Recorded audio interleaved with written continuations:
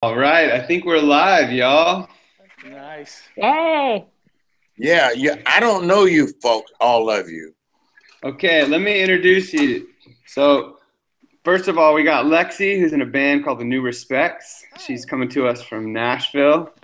We got Dr. David Dark, who's coming to us from Nashville as well, a Belmont professor. We got John Perkins coming to us from Jackson. We got Larycia. That's you, man. We got Larycia coming from UVA, professor there. We got Sonny coming to us from San Diego. Yes. I'm currently on tour in Miami right now. So nice. Yes. So Hello, Larycia. This is Coach. Oh my goodness! What are you doing up in there? Go Guardian for a moment. Love you. Love you more. All right. Well, I'm so honored that you guys are here joining us talking about this. I feel like there's a lot of voices of hatred and fear and anger and frustration, and I feel like this is a chance to hear some other voices and hear some perspectives from people maybe not speaking out of anger, but people who've thought this through for years and decades, you know? And so all the way from the youngest member of our group, Lexi, coming from Nashville, to our elder statesman, John Perkins, I just kind of wanted to start with you, Dr. Perkins. How have things changed in your lifetime in regards to race and religion? I think in my lifetime, the change have been so dramatic. Do I sort of believe that we are on a tipping end, and we're probably at the best place in terms of the future opportunities than we ever been. I think it might be deeper. I know it's deeper than race, but the problem that has haunted us is the racism, black and white, which is such a lie that God can't bless it. The very idea that there is 25 races and it's just races that need to be reconciled. It is us need to be reconciled to God, and then we are to be reconcilers to the original oneness that Adam messed up. And racism was color-coded so they could demonize it and make us niggers. And when we use that stuff, it's become black and white. We are now, whether not now, at the multiculturalness of it, but the old racism still rules white imperialism and don't know that they're dying. And we got to come up with the affirming of the human race as oneness, and that we bear that image. Everything else is an error. Wow. So we had a good place. We had a good place. And whatever we do now, we got to do it together, because that's the nature of the problem. We're divided. And so thinking about one group doing it, in particular blacks who we have color-coded and demonized, we would be all right if we could be up to white folks who are taking machine guns and mowing down anybody that don't believe like them. So we need to know that we are equally broken. That's what I'm trying to say. That we are equally sinners. That's where I mistake of that. And so when we come together and become that one that Jesus told us to be, then we'll be on our way to learn from him. And we can learn from each other. So we're at a good place. So I'm not going to say, somebody, blacks are going to say, we haven't got anywhere. No, we haven't with racial reconciliation, because it's wrong to start with. The assumption is a lie. He made from one blood all the nationalities to dwell upon the face of the earth. So we had a good spot. And we also got other people helping us now. We got these people, we got the Democrats helping us. We got the people who want to tear down the statues of the old stuff. and we got Black Lives Matter, and we got all of these people on our own thinking about it. And see, all of us got to think about together, and we got to find a solution now among ourselves. We got to find a solution, which means that we got to listen to each other, and that we got to do it together. Yeah. Larycia, you've been wrestling with these issues for a long time as well. What are your thoughts? Yeah, I think that just to hear the wisdom and insight of Dr. Perkins, when I think about the urgency of the time that we're in, I'm also thankful, which sounds strange, but I think the 2016 elections and prior, and really since the ascendance of the first Black president of the United States, folks' racism, their xenophobia, their Islamophobia, I actually don't think it's like fear of Islam, it's hatred of the other. So, Muslims are the sand niggers because they're all presumed to be from, North Africa or the Middle East. So, America anoints the new nigger of the day. African Americans remain the niggers, and everyone forgets about Native Americans. And there's a whole range in between, right? Race is a social construct, absolutely.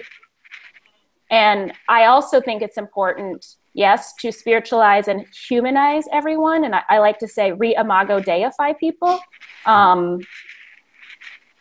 We need to start with that fundamental assumption of human oneness that Dr. Perkins talked about. But I also think one of the things that is critical in the dialogue is recognizing that race is a central feature, I'm a political scientist, of our American political development. In that sense, I don't think it's going away. I don't think the categories are going to dissipate at any time. I believe they'll always be with us, not because I'm not a hopeful person, because I'm a realistic person. In terms of the kind of imperialism, like the white colonialism, the efforts of what we saw in Charlottesville. I'm talking to you all from Charlottesville, Virginia. This is the new ground zero, right? And what people saw on display has been under the surface. It's just out in the open now. And that gives me a sense of comfort because I don't have to convince my students. I don't have to convince audiences of good white people, good white progressives, good white Christians, wherever I go, that this is an issue. It's out there. So I am also strangely comforted by the fact of what was on display, what's been on display, I think, since 2008. But what's now fully flowering and in fruition. And the question is then, what are our strategies and tactics going to be? Because, kumbaya, we're all of the same human family, hasn't done it for people, right? How to, yes, engage the resources of faith, of people of goodwill and good conscience, whether that's from a secular humanist perspective or an evangelical perspective, mainline Protestant, Catholic, Hindu, Buddhist, whatever. I think it's really time, especially given that a lot of folks in this conversation come from a more kind of evangelical background to mainline Protestant background, to really, hit home the point that our partners, like Dr. Perkins said, are everywhere. And we need to engage people on these, across those similar issues and stop sugarcoating things. And also I think the church sometimes is guilty, and I mean the church writ large, Christian church writ large, of over-spiritualizing racism. So we got to stop that. Got to call it what it is. So. Sonny, you're coming to us from San Diego. It has a different feel out there. Way different. What's your take on this whole situation? I mean, it's completely different for me. I'm mixed across the board as far as nationalities. I'm as mutt as they get. 4 corners of the world flowing through my blood. And being from San Diego, we're a border town. We're a melting pot. If you were white in my neighborhood, you were the minority. So my white friends are just as cultured as I am. You know, they don't have that lineage of, you know, what we call racism, or maybe they were taught a certain way. We were just taught a neighborhood mindset. We're together, you know, we watch out for each other, we protect each other, we love each other, we're friends. So when you see these things going on, I mean, you can understand it, and you know that it exists, but it's not as clear as you know, some people say, because they're in it. I have friends of every race, nationality, color, creed, religion, gay, straight, you know. So it's different out here. Like I said, we're a little bit more tight knit than separated. I think you can be a little light. That's what we're talking about, being a little light. We can help each other. We are damaged. Us blacks and white is damaged the most. Whites are damaged with their super imperialism, and we are damaged with trying to make us less than human beings. And they keep changing us along. We are colored, we are Negroes, we are niggers, we're now black. I think LeBron James said it. He said he got as much money as everybody else. He's as popular as everybody else. The only problem he been color-coded. So we need each other, brothers. Yeah. And sisters, I agree with you, sister. And we need this dialogue. We got to find ways to talk into our individualistic silo. And we got to listen to each other from whichever one of these silos we're coming from. David, what are your thoughts? Yes, I will note, I like this idea. Well, I don't like the idea of, sorry for disappearing for a moment, over spiritualizing. I think that really nails it in a way, because there is a quick knee-jerk reaction that wants to say that politics is somehow separate from what we're talking about when we speak of Christianity or religion. And in my view, there isn't really a meaningful distinction to be made between religion and politics. We show our faith commitments, we speak about people in the way that we envision people. The word evangelical supposed to become code for the sleeper cell of one Republican. What? Didn't need to say it. The sleeper cell of one ruling party. Evangelical has come to refer to a kind of white supremacist nihilism. And we can't, and race is an essential feature. I'm borrowing from Larycia's language here. There is no rise of Donald Trump without the birther movement. He became seen as a viable political figure by placing himself in relentless, stark opposition to our first black president. Yes. And I did not, that is there's a line from Game of Thrones in which one character says that chaos is a ladder. Wow. White supremacy, ascending, festering, asserting itself, is why we have Public Servant 45 in the White House. And we have to acknowledge this. He almost got away without referring to white supremacy on Charlottesville. He has gotten away with erasing the memory of Heather Heyer, who is a martyr to the American cause and to the cause of the beloved community. So we to not shut anybody down. People can't learn. People can't have a realization if they feel shut down. But if white supremacy is a trigger word for our audiences, for our people, they need help. Because white supremacy has to be acknowledged as the reigning, in so many ways, the reigning ideology of our day, especially for those of us who like to think of ourselves as Christian. We have to rebuke white supremacy as a form of antichrist in our communities. It feels so heavy to put it this way, but I think we have to use that language in the way Bonhoeffer used that language, in the way Desmond Tutu used that language. And there's no getting away from naming that evil. And I'm going to stop because I want other people to have a chance to speak, but I want to say that the evil or the wicked notions, we are responsible for the wicked notions we allow other people to give voice to in our midst. If we let people speak degradingly of people who are different from our group without confronting them, we are silent prophets. We are not bringing prophetic consciousness to our exchanges. I think the conflict avoidance on the part of many white people has led us to this day. And I think we have to start redemptively and lovingly leaning into the conflict so that we can all move toward repentance. Perkins says amen to that. Yes, yes. Thank you, sir. I see the propaganda. You're here, man. Yo. Hey. Sorry about that delay. I was on another call. No, welcome. Yeah, dudes.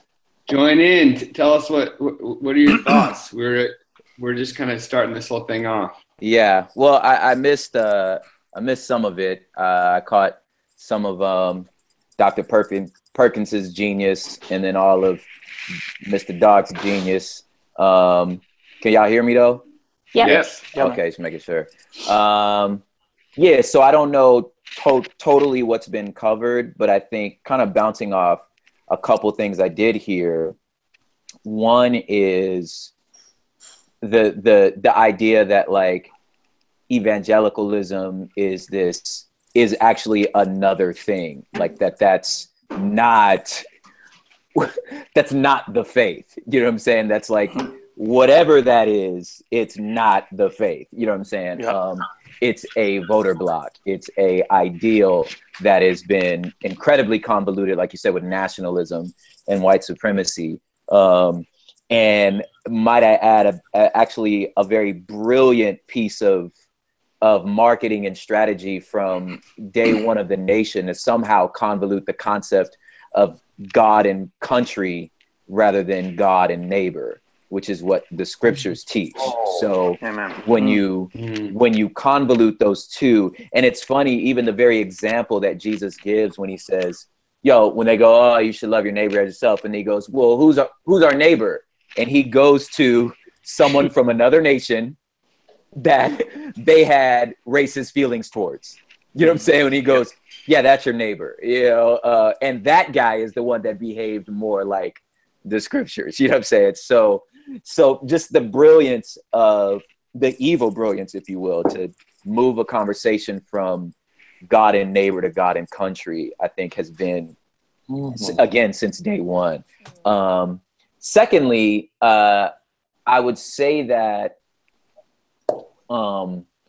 another piece of that brilliance is somehow parsing out the concept of justice from the intellectual assent of the gospel and making the gospel this idea that this notion that if you accept these set of notions, then like and how that is clearly just empiricism, you know what I'm saying, is and not at all the ideas that the scriptures are laying out. The idea that the scriptures are laying out is concept of righteousness and justice. What's going to mark you different? Your righteousness, which has really not much to do with your set of assents. It's the way for which you relate to each other, right? And your concept of justice, which in the Hebrew is always restorative. You know what I'm saying? So like you can't separate them. You know what I'm saying? So I think when those things got separated, we get this bastardized version that we call evangelicalism. And then I think lastly is this concept of otherness, that sort of this, which is why I think going back to the Donald Trump thing, I think why he resonated with such a large group of people with this idea of like, either we're a nation or we're not a nation. Either we take care of our kids or we take care of their kids. You just created this otherness, you know what I'm saying? And when you create this otherness, that means that it gives me an opportunity to say, which I feel like gave the voice to the alt-right, to say, you know what, you absolutely correct. We're us or we're not us. You understand what I'm saying? And who is us? Well, we founded a nation for our own sort of flourishing, right? And when they say our own, they knew exactly what they meant. They meant this small particular. That's why the rest of us had to fight to get included into the Constitution, because it wasn't meant for us. Let's just be real. You know what I'm saying? Right? So we had to fight to get included because you ain't mean it for us. But God in his beautiful sovereignty let them dudes write all men are created equal, right? Newsflash, we're all men. You know what I'm saying? Yeah. But we're all humans. Sorry, right? And I think even they didn't know what they meant. Even from this alt-right narrative, like, you don't even know what you mean when you say white, because like y'all didn't even want the Irish here. That's the northern part of the same island. Like, you're on the same landmass. Like, you don't even know what you're talking about. Anyway, I digress. I think ultimately, when you create this sort of us and them, this concept that the faith is an intellectual assent, then when we start talking about justice, a lot of times you can say, well, I've given money to this well out there in Africa. I've given food to Guatemala. So I have participated and I have now been absolved, right? But the trick of white supremacy, I believe, is it's so sublime that we can only recognize it when it shows up in Charlottesville. Right. But that's like, I mean, that's the summit. You understand what I'm saying? But there's so much under here that in its sublimeness, in its convolution to patriotism, in its convolution to the faith, makes it so hard to notice and such a trigger unless you've been on the bottom of it. You understand what I'm saying? When you've been on the bottom of it, it's very easy to notice. Right. So the trick, and I think what Dr. Perkins was saying was the trick is to be able to say, let me call this what it is. Right. And in all of and as a believer, you should be on an all out hunt to root out sin in your heart, no matter how sublime it is. You know what I'm saying? That should be a hunt, you know. And no matter how uncomfortable, no matter how tricky and how much of your talents you want to hold on to it, as a believer, you should be ready to do some surgery. So you are hitting on it, brother, and our sister hit it on it when we say we spiritualize it. And what we are spiritualizing is what is obedience and what is justice. Yeah, because justice is the overall and protector of the creation that we are all made in the image of God. Yeah, and anything that imposes upon that and just spiritualize it, that was the story of the Good Samaritan. That's the story. We're spiritualizing the number one issue, and that's justice. He have shown the old man, rounded up, what is good and what the Lord requires of thee. But to do justice, our good works should come out of the protection of this person who was created in the image of God and to bear God's image before the world. We done spiritualize that stuff. And we done made saying we believe it instead of the works that comes out of believing. You got to experience it. You got to experience it. Yes. Yes. Awesome. So, Lexi, you are the youngest of the group here. And I'm excited to have you here because I feel like you are the face of the future. And yet we've got so much past tied up in our nation. I'd love to hear what your perspective on these issues are. Yeah, so for me growing up, I was born and raised in Nashville. And my experience was very specific. I was homeschooled and I was surrounded by a ton of different people who looked very different than me and who loved me really, really well. Because of that, I can't hear her. John Perkins. Now I hear you. Can you hear me? No. Yes. Very little. Yeah, you gotta turn up your mic. Check 1 2. Check 1 2. There it is. There it is. We all artists. Yeah? Yes. Yes? Yeah, that's better. Okay, sweet. So I'll start over.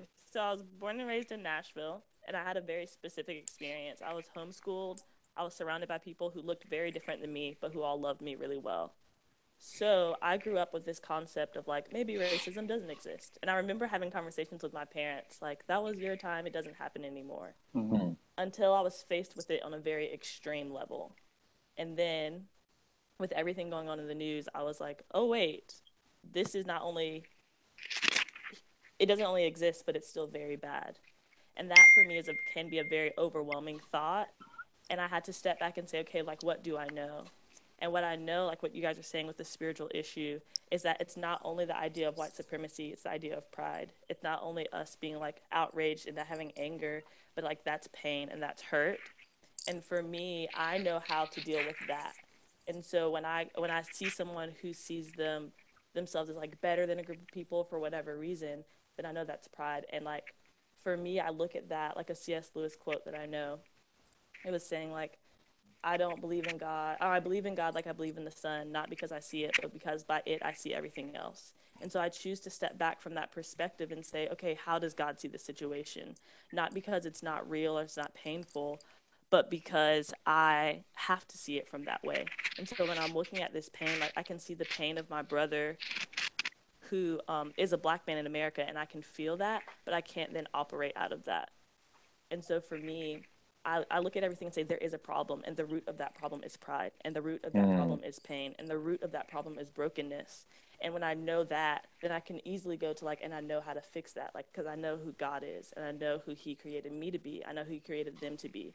And so then I also see race as like a blindness almost to people. Like if the enemy can keep us distracted on like, this is what I hate about the world, or this is what they're doing wrong to me, or this is what, then he can keep us distracted from the fact that like we were created to be unified, and we were created for a bigger purpose than us to be stuck here forever.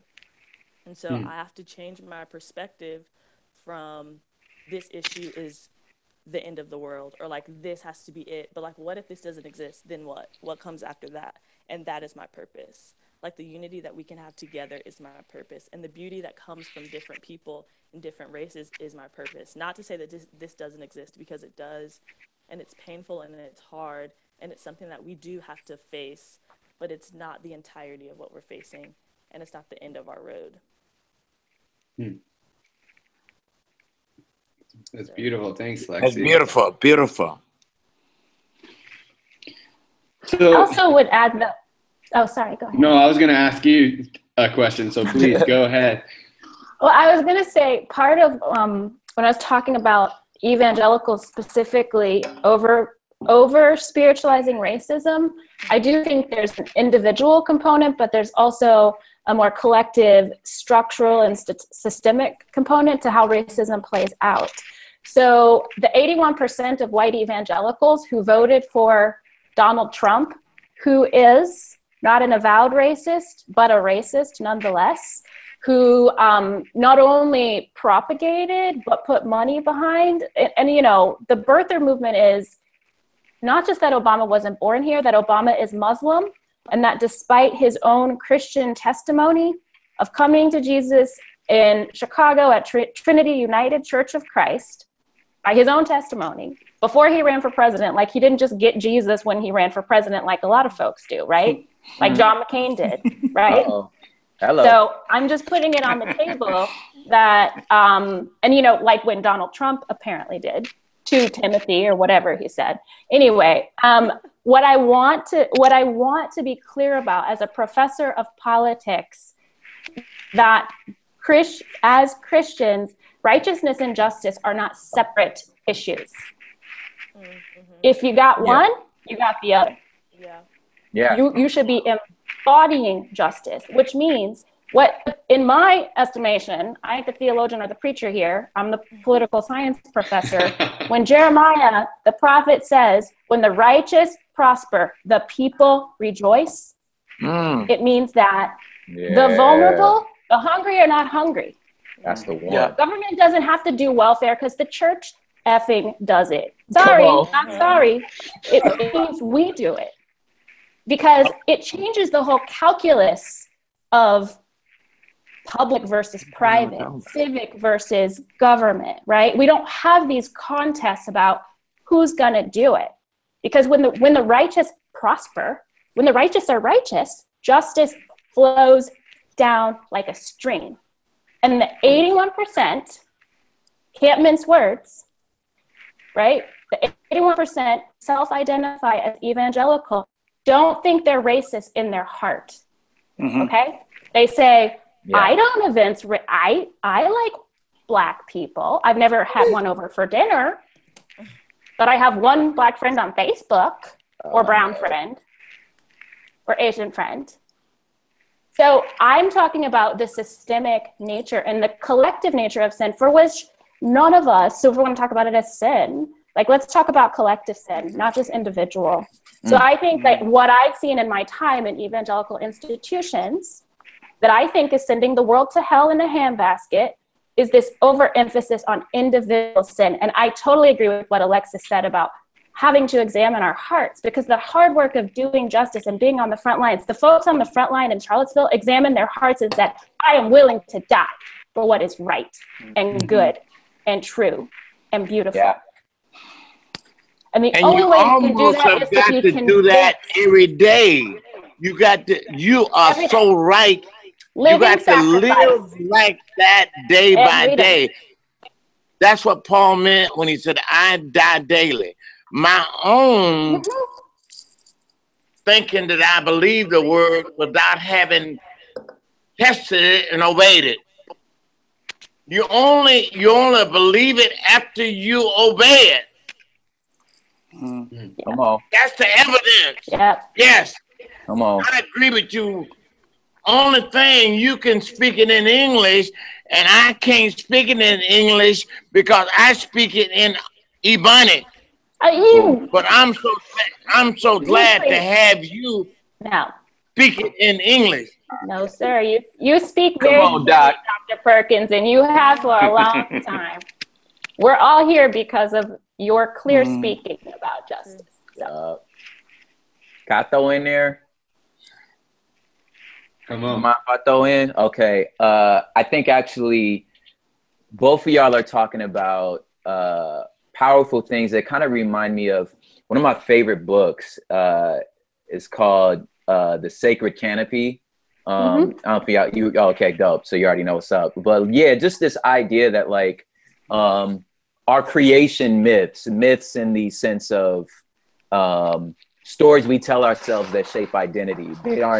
It's not about whether they're like made up or true or false. That's not the point. It's the stories we say that make us who we are, right? And the beauty of those things is like, they're you can't exist outside of them. Like we all somehow or another exist in some sort of storyline that makes us understand the world, right? So as a believer, like just in practice, like, they're human made. So we write them, so we make them, and then they make us. A good example is like the internet. Like, so the humans made the internet, and then now we can't picture a life outside of it. Like, what's the last phone number you memorized? Like, you really know how to go somewhere without a map? Like, no, you know what I'm saying? Like, so now it's making humans, right? So, and ultimately that's what we would hope the scriptures would do. Like the scriptures were written, and then now they make us, right? So anyway, so when you see your world as such, right, and you have a Christian worldview that says that like justice is unavoidable, then now this is now shaping my identity. When you allow another narrative to shape it, I think that leads us to Charlottesville. So you have like some of my historians know like the lost cause narrative about like the Confederacy, just this concept that like, well, America was supposed to be this. We had these ideals, these states' autonomy, and you need to fight against tyranny. So, and then somehow or another, the Union up north lost its way and started being, you know, exercising powers it shouldn't. So somebody had to stand up, and these Confederate leaders were those that stood up and said, this is what we're supposed to be. This is our autonomy. And then he lost, but he lost valiantly. That's a monument to who we are, right? So you're letting this story shape your identity. So when somebody steps in and says, that dude's not a hero, what are you talking about? We need to tear this monument down. You're tearing down my personhood. You know what I'm saying? Like, I'm losing identity in this. Well, it's because you've allowed a narrative that was incorrect to shape your identity. What we've had to do as people of color, as Black people, as brown people, specifically, I'm married a first generation Latina. So like I've lived most of the Californians in here, y'all get it. Y'all lived, you're all bicultural. You can't avoid it. You're part Latino. Like, if you live in California, you're part Latino. It is what it is. Right. So, but we've had to, because of our stories, had to say, like, I had to learn as a Black dude or as an African-American that my story doesn't start at slavery, because I was allowing my history book to shape my identity. They said the first mention of a Black dude is in slavery, right? So I had to fight that and be like, my father was a Black Panther. He hung pictures of, you know, Ghana, Mali, and Songhai kingdoms, the Timbuktu Road. I had Nefertiti and ISIS. I had posters in my room that make you say your story starts before this. I had to do that work. My wife had to do the same. She had to say, no. My story doesn't start here. My story starts with the invention of zero. You understand what I'm saying? Like, we built pyramids, we discovered trigonometry, fam. Like, my story starts here.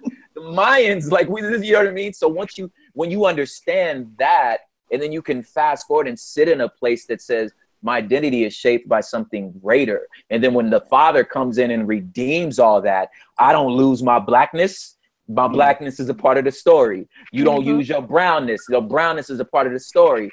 And like, you don't lose your whiteness. Your whiteness is a part of the story. But you don't have to hold to a fake narrative that just says power and oppression is the only way to move forward. You understand what I'm saying? So like, and I can hug something greater and be like, I'm called to something bigger, and I'm called to something beautiful that doesn't start with a power and oppression motif.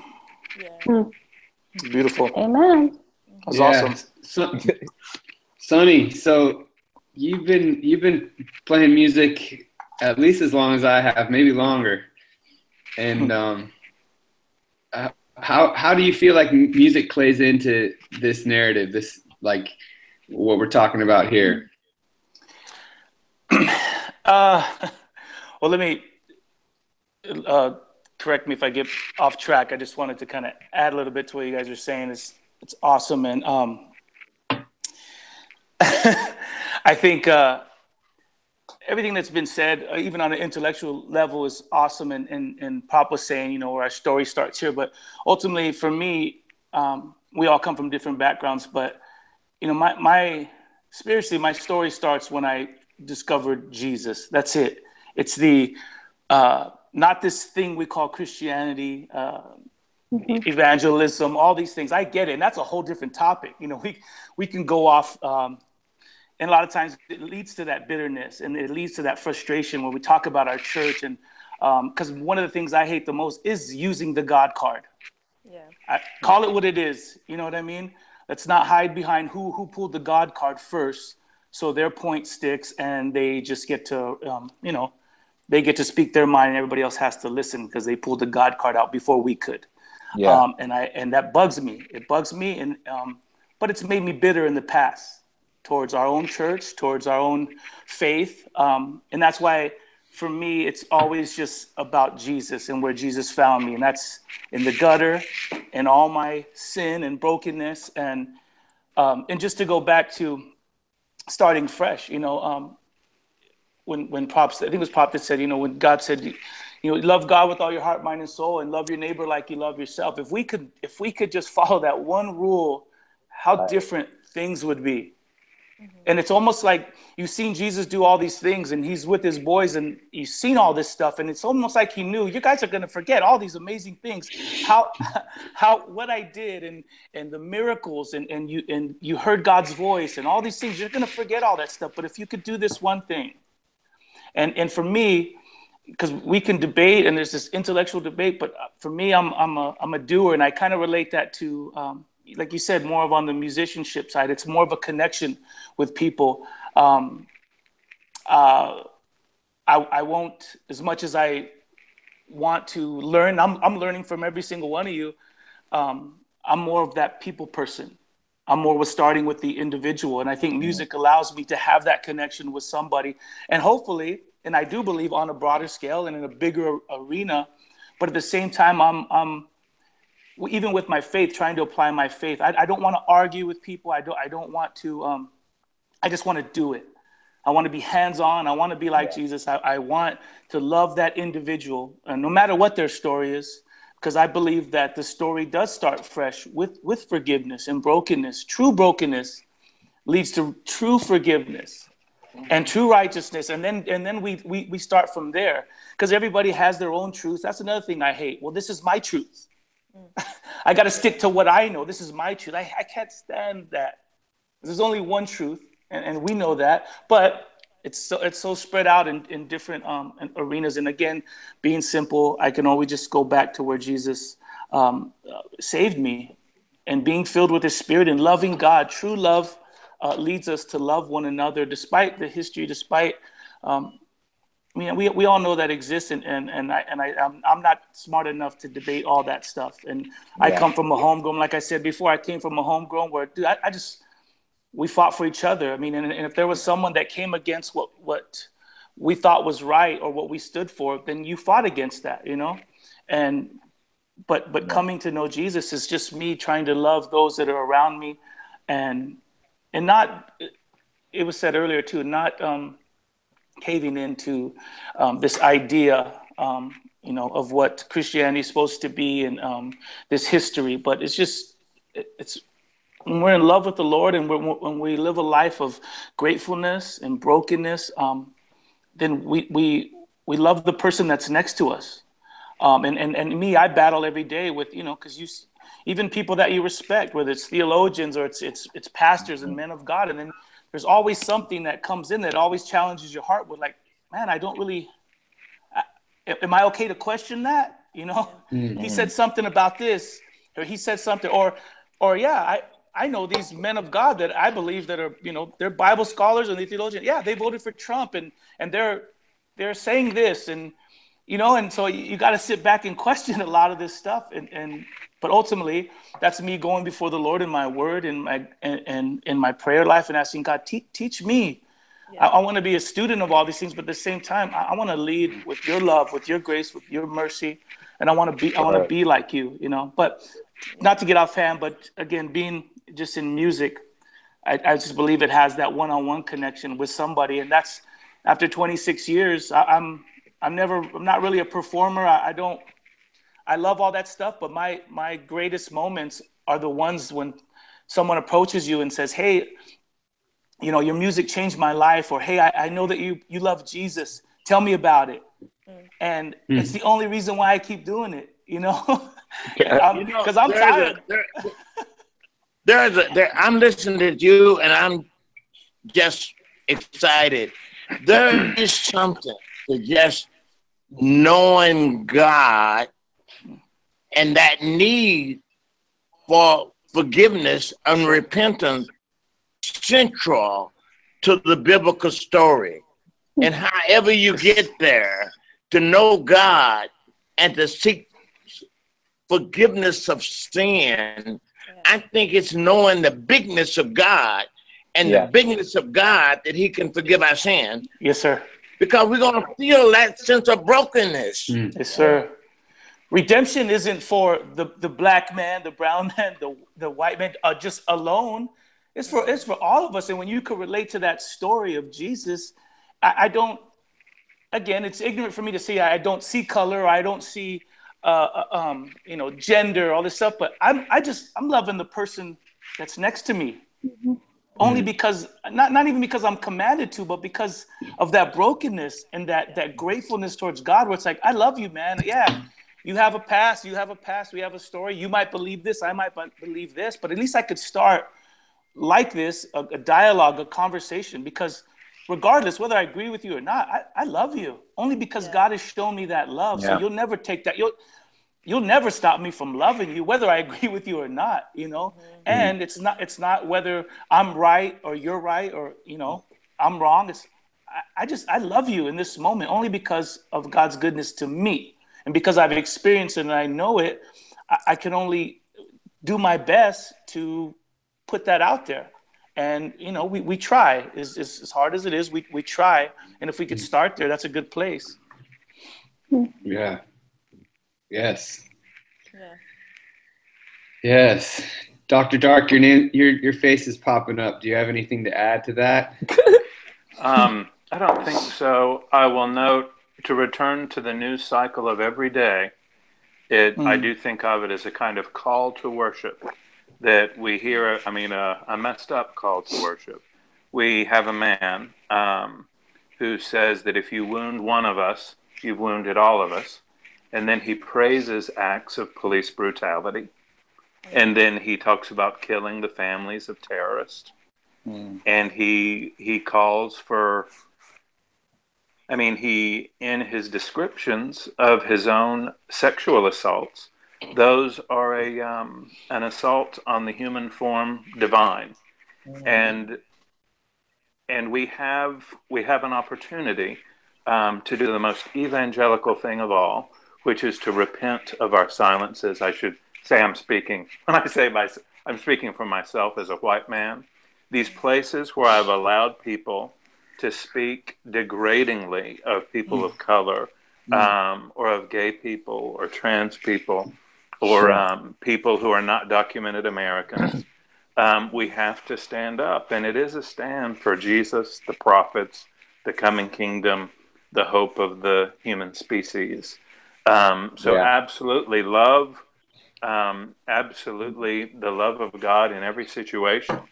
But when our president says we don't worship government, we worship God, and everybody gets excited about that, we have to ask, what God are you referring to?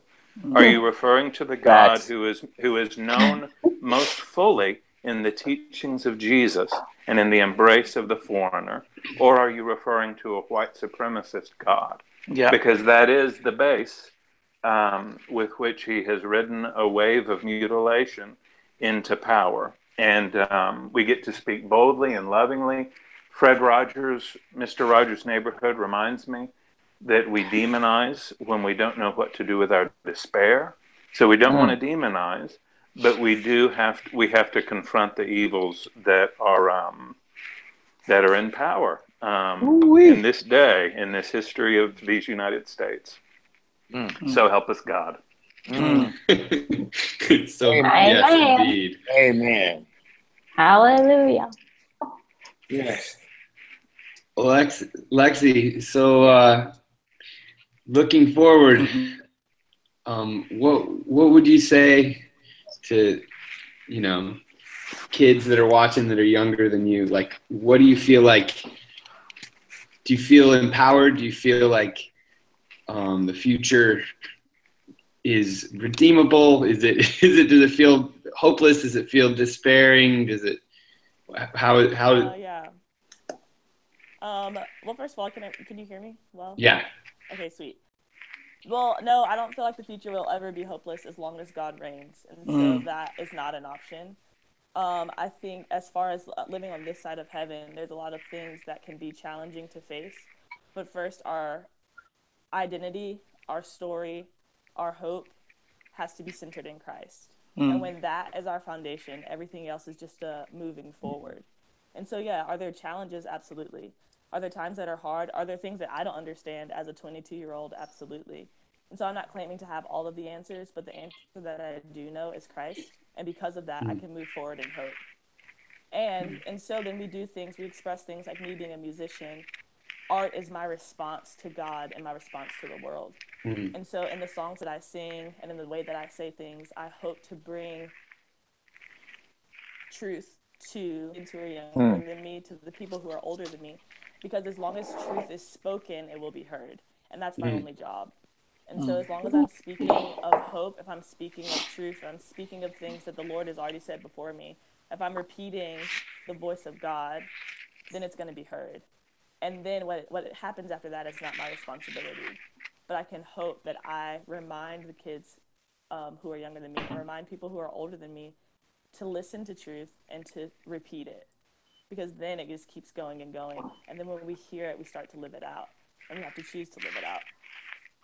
And so, no, I don't think we're ever hopeless. I think there's things that are challenging, but I also know that you can grow from those challenges and grow in relationship, grow in love, grow in understanding, growing in faith. And all those things only produce beauty. Like, I feel like the Lord created the earth to be beautiful. And even through those challenging things, beauty is birthed in a way that wouldn't have happened before. Yeah. So, I don't know. I just say, stay grounded in your identity and what that really is. Beautiful. Beautiful. So, Larycia, you probably know more about politics than maybe anyone on the panel. Yeah. Certainly more than I do. What has anything like this particular landscape happened before, with the media the way it is, I'm wondering, like, it feels like something that I've never experienced in my lifetime, and it could be just me being naive, but I don't, sometimes I feel overwhelmed and I don't know what to do with what I'm hearing. Yeah. So I'll say first, it's strange for me because last year I was living in Charlottesville, and this, when August 12th, 11th and 12th, when when the neo-Nazis, others were marching around the Jefferson statue on central grounds of the University of Virginia. And then the protest march, the counter-protesters, right, on Saturday. I was in Chicago feeling helpless, that I wasn't here yet. I'm here now because classes have started. But in terms of a moment, I think of this, and I may have said this earlier, this is a new ground zero moment. And I use that language intentionally because the last time we had something like this, a moment of urgency and a moment that could crystallize our collectiveness, our togetherness from the different spaces. And I do believe in, like Sonny was saying, we need to meet people where they are. We need to meet all the things we've said today. We need to see the humanity first and foremost, right? In our neighbor. I don't have enemies, I have neighbors. And so the alt-right, neo-Nazis, fascists, authoritarian presidents are not my enemy, they're my neighbor. And my question is to figure out how to love them, right? Wow. Yeah. And how to do that in the public realm as well. And Reverend Dr. Cornel West says, love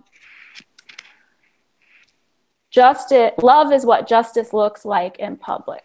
Yeah. So kind of back to this theme we were talking about earlier, we have to move from these individual level kinds of interpersonal reconciliation. It has to go beyond that to a broader movement. And by that I mean collective movements like the Civil Rights Movement or Black Lives Matter. There are a plethora of groups that are doing important work. But what happened in Charlottesville that a lot of people may not know, Charlottesville is a progressive town. But what happened last Saturday, 2 Saturdays ago, was those groups came together. These groups that disagree about philosophy, about how to go about it. Are they Christian? Are they overtly secular? Do they embrace the queer, LGBTQ, trans community or not? And they came together and they stood in solidarity, ready to die. And part of that was that, and also I want to say our bodies are political. Whether you think you're political or not, you're doing politics all the time. Period. And we always are. So the question is, will a moral movement change our government policies? It has to change there too. So to me, over-spiritualizing is just saying, oh, it's only about the heart. It's about the heart. It's about people's hearts. But it's also about like making sure that we ensconce this change in policy and say, this is who we are as Americans, to reverse the nationalisms, right, that I think Americans are enamored by. The major idol of the United States is nationalism, greed, capitalism, which capitalism and nationalism go hand in hand. They're conflated. So the question for me as a political scientist is, we've seen these moments before, but the question is, will we rise to the occasion? I think abolition was one of those. Clearly, abolition didn't get rid of racism, right? Clearly, the Civil Rights Act didn't get rid of racism. Clearly, like, you know, going on and on and on through history, like the human heart is wicked. Yeah. But the question is, will we stand on the side of trying to ensconce policies as well? And so remembering that our bodies are always doing political work, whether we see our jobs as kind of on the front lines of doing policy work, we all need to affect policy change. So for me as a political scientist, that's one of the things. And the second thing is, I'm a professor and an activist. And the question I have for my students in the classroom is really, I asked them yesterday, was my first day of class, I said, why did it take a white woman getting killed for people to see? And I think the United States and churches and mosques and synagogues have to ask themselves why it took a white woman who is a martyr getting killed for the cause of justice. She was ready to die. Heather trained, y'all. Heather didn't just show up on the street. Heather trained beforehand. She was prepared. She knew she could go to jail. She knew they could die. So the question is, why did it take a white woman getting killed for a nation to realize white supremacy is bad? And it exists. And so I think that those are the things that we need to be asking ourselves today. Could I say a word? Can I say a word here in what I've heard? We need a language of our faith that speaks love and embracing of each other. I think the music is doing some of that for the music people, but we are not doing it for the public good. Somehow we've got to find that language of love and embracement before we judge them. And we don't need to judge them, but that language of love. How can we do that? And I think that's the concentration, the language of love and the language that everybody is bearing the image of God. That would talk a little bit about our equality. Let me tell you when it happened to me, and then I'll be finished. That night in the Brennan jail, when I was tortured, I think I saw it all. I saw the ugliness of white racism and the bigotry of it. If I would have had an atomic grenade that night, I would have pulled it. And those 23 students with me and all of those people would have been destroyed. I saw that my reaction to their action and my commitment to, I had believed what Martin had said, that I wanted my little children to be judged, not by the color of their skin, but by the content of their character. When I saw that we was equally broken, but I saw a Holocaust because we was determined and they was determined. And then that's when I said, I want to preach a gospel of love that can overcome my blackness and my racism and my economic drive, because I had drives for all of those. I saw there was no other solution. I tried to get away from it. But to love my brother and to love my sister. And what happened, they began to love me and I began to try to outlove them because I'm too competitive. And I both hate that and love it. I hate that and I love it. And now I try to outlove those people who love me. Fresh. That's and awesome. want to join with me in eradicating this bigotry and this hatred in the world as best I can. But I need you. I need you. I really believe you need me. Oh yeah, we do. Yes. Oh, that's me. Oh man. Hey, can I throw a layup over there to UVA? At your school, I don't know if you're a part of that, but that's humanities department puts out literally my favorite podcast, The Backstory. Yeah. Yeah, that I hang on there every word. And as far as like you said, putting language together, like if you're watching this, everybody on this live stream, subscribe to that now. Like they Virginia Humanities Foundation and Backstory. Yes. These so they take current issues and they tell sort of 18th century, 19th century, and 20th century sort of history about those things. And it gives a lot of the conversations that we're trying to have now a longer narrative context, and which I believe is a practice that believers need to have anyway. Like you just have to have a long view of history. And I think that that's one thing that Professor was kind of nailing at, like, yo, see this in a broader sort of continuum.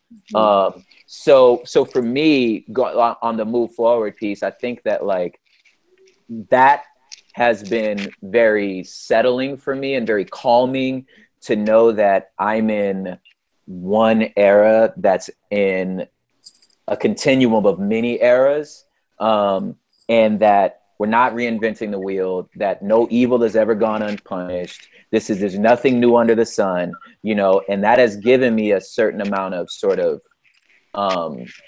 peace. And it just comes from just knowing things. You know what I'm saying? Like when you know things, I feel like you can stand on much solid ground in a knowledge base. And then secondly, I think the experience that Dr. Perkins was given, and the experience, I would say, living in Los Angeles, there's two positives from that. One is I feel like diversity is a no-brainer to me, just because of the context that I've already been in. So multiculturalism and seeing the value in like the people around me is something that I know has made me a better person. I joke that I thank God for white people. That's why I know about craft coffee and cigarettes. You know what I'm saying?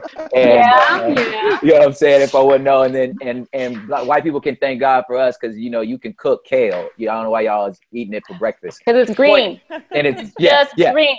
It's just greens. It's all the same. But I think one thing that, you know, to the combination of this sort of national conversation and what needs to happen in the individual is, in a lot of ways, growing up in the inner city, we do it on me and my wife's podcast, where we talk about hood politics. That oftentimes we're looking at gangbanging, and so when I see things happening on a national standpoint, you know, stage, or even among evangelical churches, I'm like, it's gangbanging. Like I feel like if you understand the hood, you can understand that like this is something I should not participate in. There's a better way for us to interact with each other. You know, whether it's grandstanding against North Korea, you know what I'm saying? You got guns, we got bigger guns. You want some of it? You know what I'm saying? You just gangbanging. You know what I'm saying? Like